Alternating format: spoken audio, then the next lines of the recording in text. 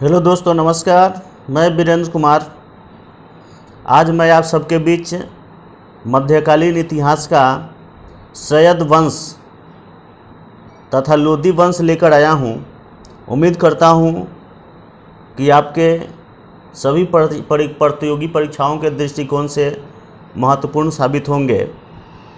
इसके पहले हमने जो वीडियो देखा था वह तुगलक वंश, जो कि 1320 से 1414 ईस्वी तक रहा था। इसके बाद हम लोग सैयद वंश के कुछ महत्वपूर्ण प्रश्नों को देखेंगे। चलिए शुरू करते हैं। तो तुगलक वंश जो है कि 1414 ईस्वी में तुगलक वंश का समाप्ति हो जाती है और एक नया वंश होता है जिसका नाम होता है सैयद वंश। और इसमें 1414 ईस्वी में दौलत खां को पराजित कर खिज्र खां ने जिस वंश की स्थापना की थी वह सैयद वंश ही था। अगर प्रश्न ये पूछा जाए कि सैयद वंश की स्थापना किसने की थी तो इसका उत्तर होगा खिज्र खां। अगर अब से प्रश्न ये पूछा जाए कि दौलत खां को पराजित किसने किया था तो खिज्र खां ने। कब किया था तो 1414 ईस्वी में।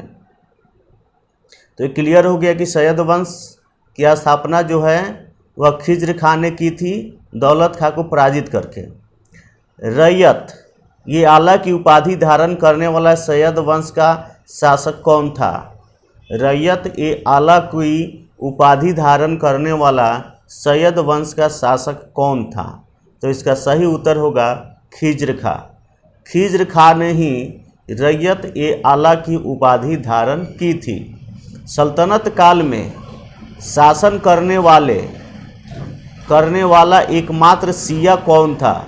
सल्तनत काल में शासन करने वाले एकमात्र शिया सुल्तान कौन था? तो वह सैयद वंश ही था। सैयद वंश ही था प्यारे दोस्तों।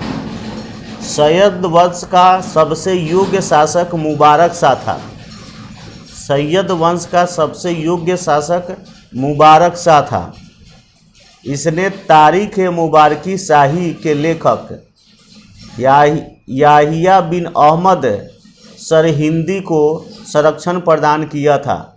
आपसे परीक्षा में पूछा जा सकता है कि याहिया बिन अहमद सरहिंदी को किसने संरक्षण प्रदान किया था? तो वह होगा मुबारक शाह। आपसे ये भी प्रश्न पूछा जा सकता है कि तारीख ए मुबारक शाही के रचनाकार कौन है? तो वही होगा सरहिंदी, यानी याहिया बिन अहमद सरहिंदी। दिल्ली सल्तनत में प्रथम अफगान राज्य के रूप में लोदी वंश की स्थापना किसके द्वारा की गई? प्यारे दोस्तों, दिल्ली सल्तनत में प्रथम अफगान राज्य के रूप में लोदी वंश की स्थापना किसके द्वारा की गई? तो लोदी वंश की स्थापना बहलोल लोदी के द्वारा की गई। प्यारे दोस्तों, अभी आपने सुना सैयद वंश की स्थापना खिज्र खां ने की थी। और वही तुगलक वंश की अगर हम बात करें तो गयासुद्दीन मोहम्मद तुगलक ने की थी। लेकिन अगर हम बात करें कि लोदी वंश की स्थापना किसने की थी तो वह बहलोल लोदी होगा। लोदी वंश के शासक बहलोल लोदी, जिनका शासनकाल 1451 से 1489 तक रहा है। सिकंदर लोदी 1489 से 1517 ईस्वी तक इनका शासनकाल रहा है। जिन सिकंदर लोदी ने ही आगरा शहर बसाया था। सिकंदर लोदी ने ही आगरा शहर बसाया था। इब्राहिम लोदी 1517 से 1526 ईस्वी तक। इब्राहिम लोदी जो 1517 से 1526 ईस्वी तक इनका शासन रहा है। और इब्राहिम लोदी से ही पानीपत का प्रथम युद्ध होता है, जिसमें इब्राहिम लोदी की हार होती है। 1526 ईस्वी में पानीपत का प्रथम युद्ध होता है बाबर से और इब्राहिम लोदी के बीच, जिसमें इब्राहिम लोदी की हार होती है। दिल्ली सल्तनत के सुल्तानों में से किसने सर्वाधिक समय तक शासन किया? तो इसका सही उत्तर होगा बहलोल लोदी। दिल्ली सल्तनत के सुल्तानों में से सर्वाधिक समय तक शासन करने वाला जो शासक था वह था बहलोल लोदी। 38 वर्षों तक शासन किया। बहलोल लोदी 38 वर्षों तक शासन किया। बहलोल लोदी को ही लोदी वंश का संस्थापक कहा जाता है। किस सुल्तान के बारे में अब्दुल्लाह ने अपनी पुस्तक तारीख ए दाऊदी में लिखा है कि जब वह अपने सरदारों के साथ मिलता था तो वह कभी सिंहासन पर नहीं बैठता था? तो वह था बहलोल लोदी ही। प्यारे दोस्तों, आपसे पूछा जाए तारीख ए दाऊदी के रचनाकार कौन थे, तो अब्दुल्लाह। तारीख ए दाऊदी के रचनाकार कौन थे, तो अब्दुल्लाह थे। अब्दुल्लाह ने ही अपनी पुस्तक तारीख ए दाऊदी में इस बात का जिक्र किया कि जब भी सरदारों के साथ मिलता था बहलोल लोदी तो वह सिंहासन पर नहीं बैठता था। किस सुल्तान ने आगरा नगर की स्थापना की? इसकी चर्चा हमने ऊपर ही की थी। सिकंदर लोदी ने आगरा नगर की स्थापना की थी। सिकंदर लोदी ने भूमि माप के लिए किस पैमाने का प्रयोग प्रारंभ किया? तो गज ए सिकंदरी। सिकंदर लोदी ने भूमि मापने का एक पैमाना प्रारंभ किया जिसका नाम था गज ए सिकंदरी।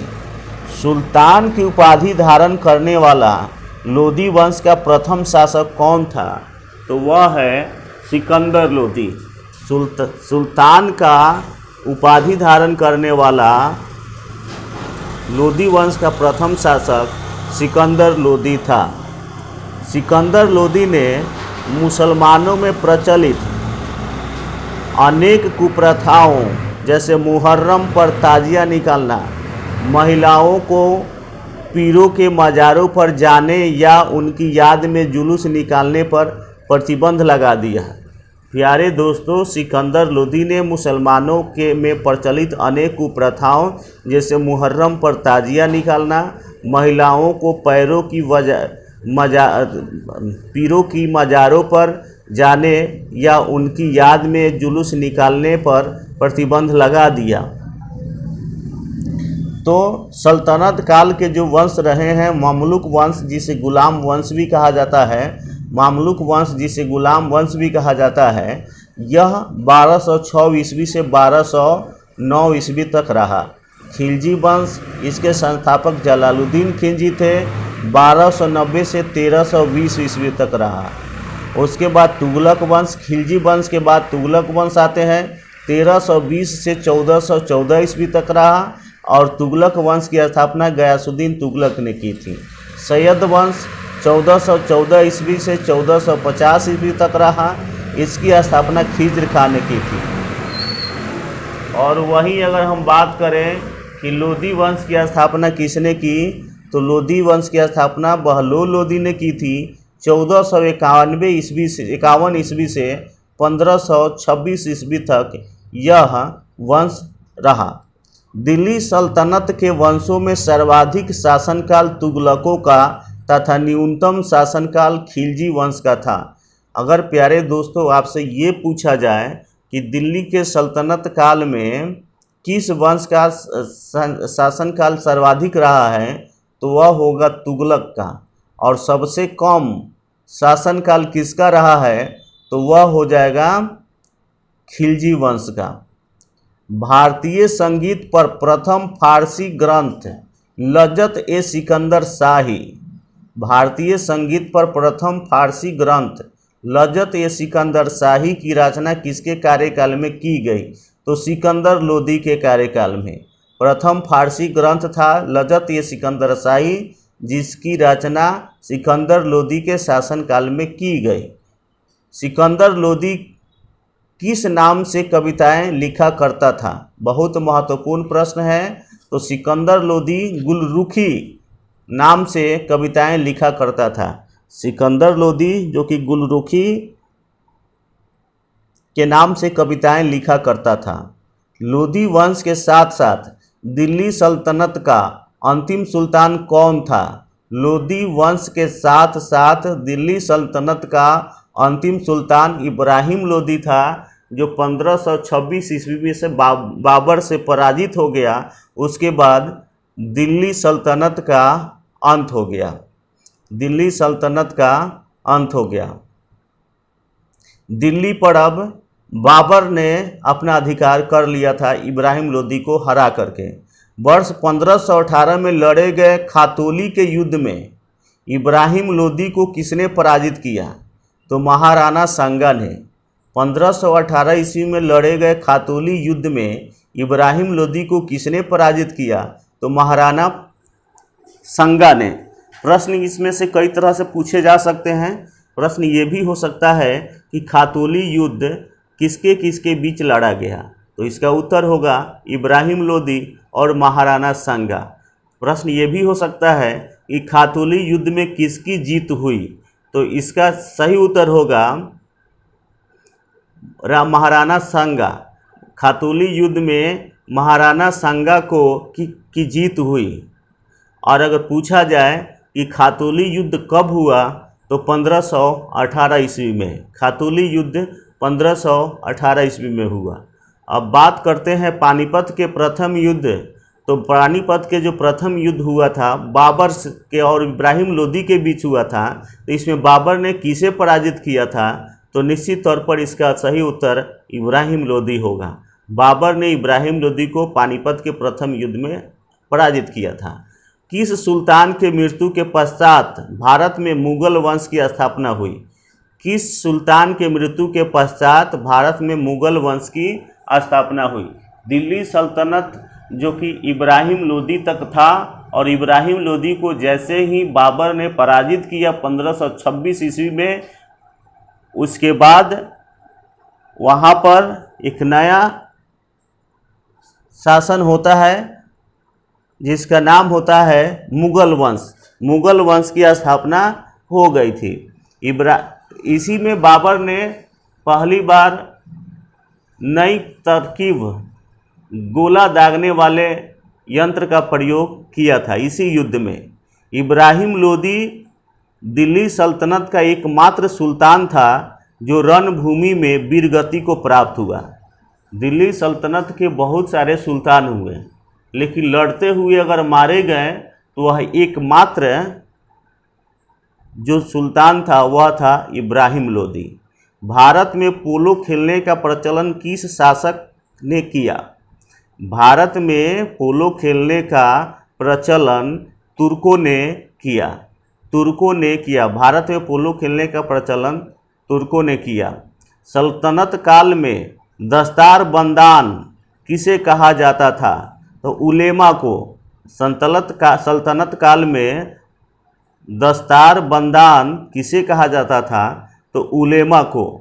किस भारतीय ने संगीत यंत्र तबला एवं सितार का प्रचलन किया? तो अमीर खुसरो ने।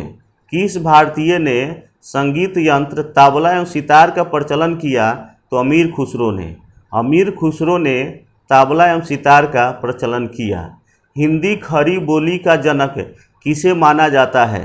तो इसका भी सही उत्तर अमीर खुसरो ही होगा।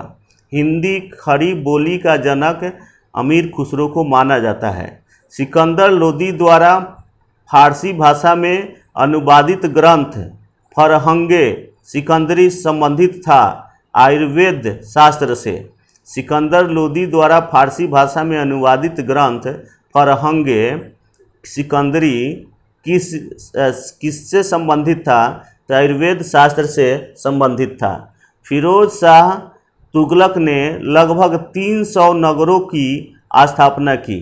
फिरोज शाह तुगलक ने लगभग 300 नगरों की स्थापना की, जिसमें फतेहाबाद, हिसार, जौनपुर तथा फिरोजाबाद शामिल है।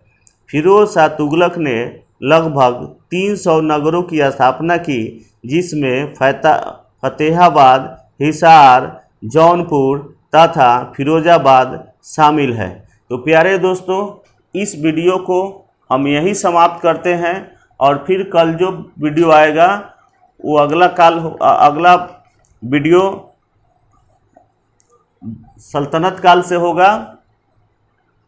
इस वीडियो को यहीं समाप्त कर रहे हैं। वीडियो कैसा लगा कमेंट करके ज़रूर बताइएगा, और मेरे चैनल पर नए हैं तो चैनल को सब्सक्राइब ज़रूर कीजिए, क्योंकि वहाँ पे बहुत सारे शैक्षणिक मटेरियल्स आपको मिल जाएंगे। मैथ्स भी उसमें वहाँ पे बहुत सारे अपलोड किए गए हैं, वहाँ पे मिल जाएंगे। और अगर आप फेसबुक पर हैं, फेसबुक पेज पर हैं, इंस्टाग्राम पर हैं, तो फॉलो ज़रूर करें। अपनी राय के लिए कमेंट ज़रूर करें। वीडियो देखने के लिए आपका बहुत बहुत धन्यवाद।